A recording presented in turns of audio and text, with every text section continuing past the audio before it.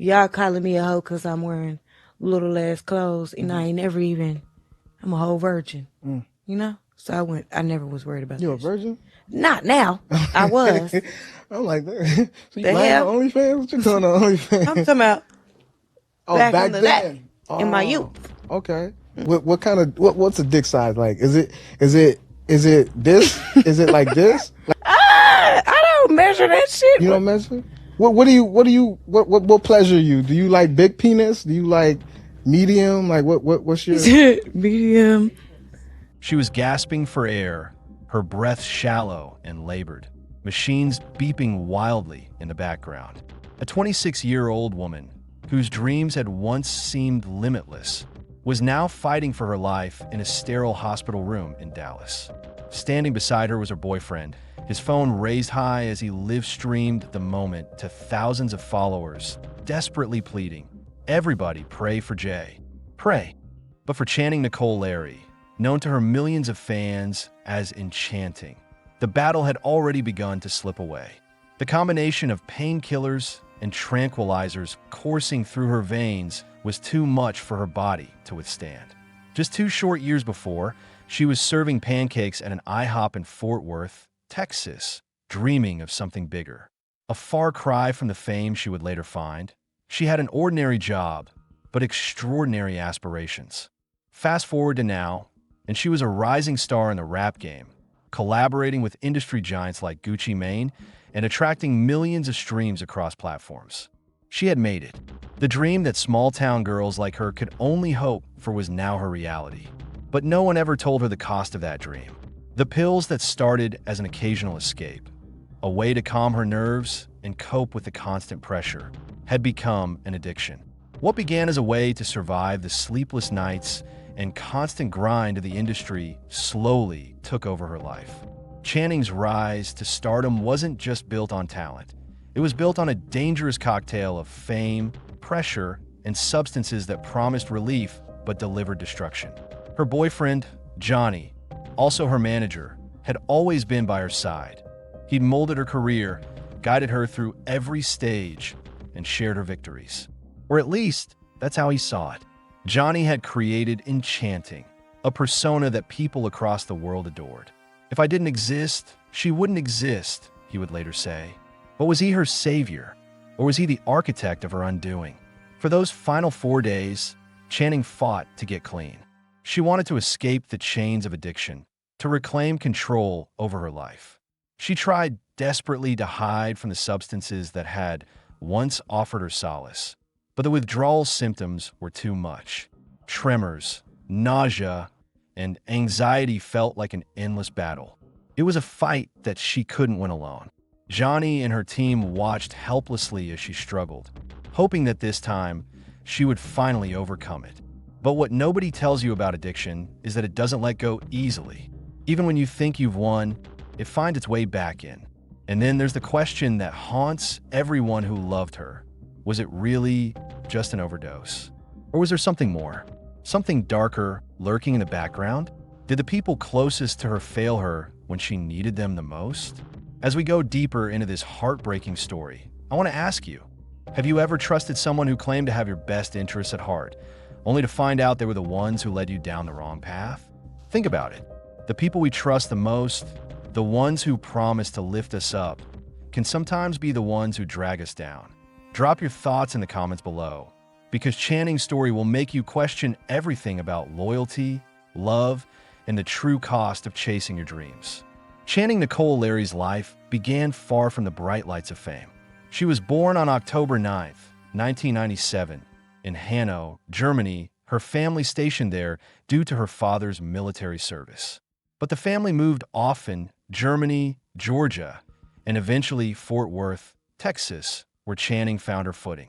Fort Worth became her anchor, the place where she would discover her passion for music and create the persona that would catapult her into the spotlight. Her rise wasn't smooth. She had to navigate a world of uncertainty and self-doubt. After high school, Channing worked at IHOP, waiting tables while dreaming of something bigger. She made her mark not just with her smile, but with her magnetic personality. Every table became a stage, every shift an opportunity to entertain. Customers remembered her laugh, her jokes, her ability to brighten any room. But this wasn't the life she wanted. Music was her escape. Then came that pivotal summer after graduation, the summer that changed everything. Channing took a risk, armed with studio time, creativity, and a substance that promised to unlock her potential. She sat down and created a mixtape in one day. Ecstasy was her catalyst, allowing her to pour out her heart and soul in 12 straight hours of music. That mixtape, raw and unpolished, caught the attention of the Dallas-Fort Worth music scene. People saw something in her, something that couldn't be ignored. Her style was unlike anything anyone had ever heard before. Trap beats mixed with gospel and blues influences. Church choir harmonies paired with street-smart lyrics that spoke to the struggles of her generation. She was unique, and people took notice. Her social media became her stage, her brand. One day, she'd post motivational quotes. The next, she'd share relationship advice that resonated with millions of women across the country. Never let a man touch that phone. Run for dear life. These were the words that her fans lived by. She wasn't just making music. She was creating a brand. And people loved her for it. Her authenticity, her unfiltered honesty became her trademark. But what was once her greatest strength became a double-edged sword. With each post, each song, each public appearance, Channing gave more of herself. And while that authenticity built a massive following, it also exposed her vulnerabilities. Her struggles with addiction were no longer hidden. They became part of the narrative that her fans followed, sometimes too closely. Channing's transparency, her willingness to share her battles, made her relatable, but it also left her open to judgment and criticism. As Channing's fame skyrocketed, her life, unfortunately, took a darker turn. Her social media posts that once seemed empowering began to reflect the struggles she was silently facing.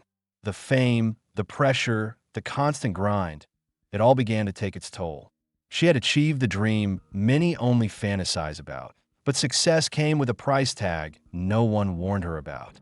And as her career blossomed, so did her dependence on the substances that had first been introduced to help her cope with the chaos. By 2020, Enchanting had solidified her place in the rap game. She had signed with Gucci Mane's label, 2017 Records, and was collaborating with other stars in the industry. Track and Field, one of her most popular songs, had millions of streams, making her one of the hottest new artists in the Southern rap scene. She wasn't just a rapper, she was a brand. She had fans who loved her, who looked up to her for both her music and her transparency. But behind the scenes, things were falling apart. Channing had always been honest with her fans, but honesty doesn't always equate to control. She began to lose control of the very life she had worked so hard to build. The long nights in the studio, the constant expectations to produce, to perform, to be perfect. These pressures, combined with the constant scrutiny of her fans, led her down a path that she couldn't escape. Addiction wasn't just a side effect of her fame. It became her means of survival. The pills that once helped her manage the pressure slowly turned into a crutch. At first, it was just something to help her sleep, to ease the anxiety that came with the constant hustle. But over time, she became reliant on them. What started as an occasional use to calm her nerves before shows or to get some rest after long studio sessions became a daily necessity. And it wasn't just one type of pill, opiates for the pain, benzodiazepines for anxiety. Channing was using whatever she could to quiet the noise in her mind, the pressure of fame, and the overwhelming feeling that she was never enough. Her fans started noticing changes. She was still the vibrant, charismatic woman they adored, but there were signs of something darker lurking behind the scenes. Her posts began to reflect her inner turmoil. There were moments of inspiration, yes, but there were also moments of confusion and vulnerability. And those moments were captured, not just by her fans, but by the industry, by the people closest to her. Her team saw the change, but they didn't know how to help her. Every intervention seemed to fail. Her manager, Johnny, who had once been her savior, her guiding light, now seemed like part of the problem.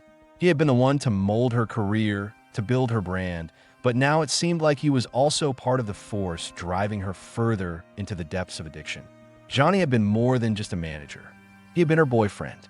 The power dynamic was already uneven, but once their personal and professional lives collided, things became even more complicated.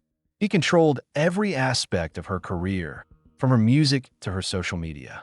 And while his dedication to her success might have seemed admirable at first, the reality was that he was stifling her autonomy.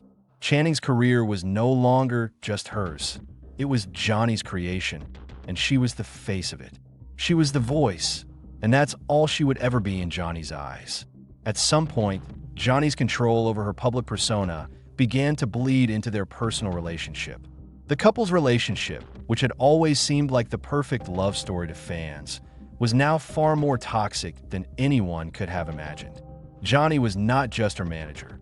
He was the person controlling her every move, from her music to her image to her interactions with fans. Their relationship was no longer just about love, it was about control. But was Johnny's influence over her career and personal life the reason for her struggles, or was he simply another bystander to her destruction? Things came to a head when Channing finally outgrew Johnny's management. She had signed a record deal with 2017 Records and was beginning to find her own voice without Johnny's help. She was no longer the same girl who needed him to create her image. She had the talent, the drive, and the fan base to stand on her own. But Johnny couldn't handle that. His bitterness began to show, and in interviews, he couldn't hide his resentment. He openly admitted that he had shaped her career from the beginning. He had made her who she was, and without him, she would be nothing. The reality was far more complicated. Johnny's bitterness wasn't just about Channing's success. It was about the power he lost when she no longer needed him. He had become more than her manager. He had become her controller, and when she broke free, he didn't know how to deal with it. In the years leading up to her tragic end, Johnny's influence had become suffocating. He couldn't let go of the girl who had once depended on him, and his failure to accept her independence only added to the pressure she already felt. But Johnny wasn't the only person in Channing's life. There was another man, her last boyfriend, Banman. He seemed different. Where Johnny had been controlling, Banman was supportive. His affection for Channing appeared genuine, not built on manipulation or professional gain. But even with someone who truly cared for her, Channing's addiction continued to spiral. The pills that once helped her cope with the stress of the industry were now her only escape. No amount of love, no amount of support could compete with the numbing effects of her substance use. Channing's team did everything they could to help her. They arranged interventions, brought in medical professionals, and tried to create safe spaces for recovery. But addiction doesn't follow a straight path. It doesn't care about good intentions or well-laid plans. Each time Channing took a step toward sobriety, she was pulled back into the cycle of relapse. It was a never-ending struggle. By the summer of 2024, Channing had moved in with her management team, committing herself to get clean. For 4 days, she fought against the withdrawal symptoms that had tortured her before. But even in those 4 days, the odds were stacked against her. She was desperate to break free, but addiction is relentless. And on the 5th day, it all came crashing down. On June 10th, 2024, Channing collapsed. Her body, ravaged by years of substance abuse, couldn't handle the withdrawal any longer. She had been fighting for days, but in that moment, her body finally gave up. Her management team called 911, and paramedics rushed to her side. The battle for her life was about to take a heartbreaking turn. As the ambulance rushed through the Dallas streets on that fateful June day, Channing Nicole Larry's life was slipping through the cracks. The paramedics worked desperately to save her, their hands moving frantically to stabilize her. But it was clear this wasn't just a case of an overdose. This was something more, something that had been building up for years. Channing's body had been ravaged by the pressures of fame, by the substances that had once promised relief, but ultimately destroyed her. By the time they reached Baylor University Medical Center, Channing's condition had worsened significantly. Her heart had stopped twice during the ambulance ride, and doctors knew they were fighting against time. Her family, friends, and even her boyfriend, Banman, rushed to the hospital, desperately hoping for a miracle. But in the quiet corners of the emergency room, reality began to set in. This wasn't just another night of recovery. Channing was fighting for her life, and the battle was almost over.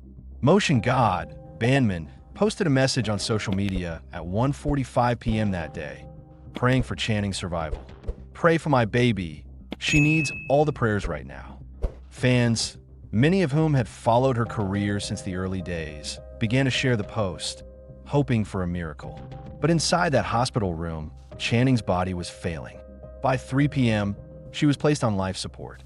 Doctors explained to her family that her brain had sustained significant damage, and though the machines were keeping her body alive, her brain showed minimal activity. The prognosis wasn't good. Channing's mother, standing beside her daughter's bed, couldn't hold back her tears. She had seen her daughter battle addiction for years, but never in a million years did she imagine that this would be the outcome. The family gathered, each of them holding on to hope, just a shred, that anything could change. But as the hours passed, the reality became undeniable. This young woman, whose voice had once filled stadiums, whose words had resonated with millions, was slipping away. As the night wore on, Channing's family faced a heart-wrenching decision. The medical team had been clear. There was nothing more they could do. Her body was failing, and her brain had ceased to function. The life support machines were all that kept her alive, but they were only delaying the inevitable. The decision to remove life support was not made lightly, but the family knew it was time to let her go. At 6 a.m. on June 11th, 2024, the doctor came into the room to deliver the final verdict. There was no brain activity. Channing Nicole Larry, the girl who had risen from a small town to national stardom, was gone. The machines were turned off, and her family said their final goodbyes. Motion God posted again on social media, this time with a message that captured the immense pain and grief he felt. "You finally found that peace you was looking for. Y'all hurt me bad." Those 7 words spoke volumes of love, of loss, of the unimaginable heartbreak that came with watching someone you love slip away. The world would never be the same without Channing. The music world had lost one of its brightest stars, but more importantly, a family had lost their daughter, their sister, their light. The news of Channing's death spread quickly. Tributes poured in from all corners of the music industry, from artists she had collaborated with to fans who had followed her from the very beginning. Gucci Mane, who had signed her to his label, posted a heartfelt tribute, calling her a true star. "This hurts differently," he wrote, accompanied by photos from their studio sessions. Other artists who had worked with Channing shared their own memories, expressing shock and sadness at her untimely death. Her music, once the soundtrack of her rise to fame, now became a memorial to the life she had lived. Track and Field, her biggest hit, shot up the streaming charts. In the week following her death, her monthly listeners jumped by over 400%. Fans from all over the world, who had been touched by her authenticity, her strength, and her vulnerability, continued to celebrate her life by playing her music. The world had lost a star, but her legacy would live on in the songs she had left behind. But beyond the tributes and the music, Channing's death forced an important conversation to begin in the music industry. The pressures placed on young artists, particularly women in hip-hop, were immense. Channing's struggles with addiction were a reflection of a larger issue, an issue that had been ignored for too long. Addiction is not just a personal battle. It's a systemic one, fueled by an industry that demands perfection and success, but offers little support for the mental health and well-being of its stars. The outpouring of grief from fellow artists highlighted the need for change. Music executives and industry veterans began to speak out, acknowledging that the system needed to do better. "We celebrate their art, but fail them as humans," one industry executive tweeted. Others echoed this sentiment, calling for mandatory wellness programs for artists, better support for mental health, and more resources for those struggling with addiction. It was a sad reality that it took a tragedy like Channing's death for these conversations to gain traction. But it wasn't just the music industry that needed to change, it was society as a whole. Channing's death was a reminder that addiction doesn't discriminate. It can affect anyone, no matter how successful or popular they are. It can take hold of the most vulnerable, the most pressured, and the most isolated. And when addiction is combined with the immense pressure of fame, it becomes even harder to break free. Channing's story is not just a cautionary tale about addiction. It is also a story about the importance of community, of support, and of noticing when someone is struggling. We all have a responsibility to be there for those around us, to offer a helping hand when they need it most. Channing's friends, family, and fans all tried to help her, but in the end, addiction is a powerful foe, one that cannot be defeated alone. As her family prepared to lay her to rest, they issued a statement that captured their grief and their love for their daughter. Channing was our ball of light. She brought joy, laughter, and love to everyone she encountered. We ask for privacy as we navigate this incredibly difficult time and celebrate the beautiful life she lived. For the rest of us, Channing's death serves as a stark reminder of the dangers of addiction and the importance of supporting those we love. She may be gone, but her story, her music, and her legacy will live on. It's up to us to carry her memory forward, to honor her by creating the change that she never had the chance to see in her lifetime. And now, I want to ask you, what can we do as a society to protect young talent from the pressures that led to Channing's downfall? How can we create better support systems for artists, for people struggling with addiction, and for those who feel they have no one to turn to? Let us know your thoughts in the comments below, because these conversations can help prevent the next tragedy. Channing's death might have closed the chapter on a promising life, but her story is far from over. It lives on in the people she touched, the music she created, and the lessons we must all learn from her life. Rest in peace, Channing Nicole Larry, a star whose light was extinguished too soon, but whose spirit will never fade.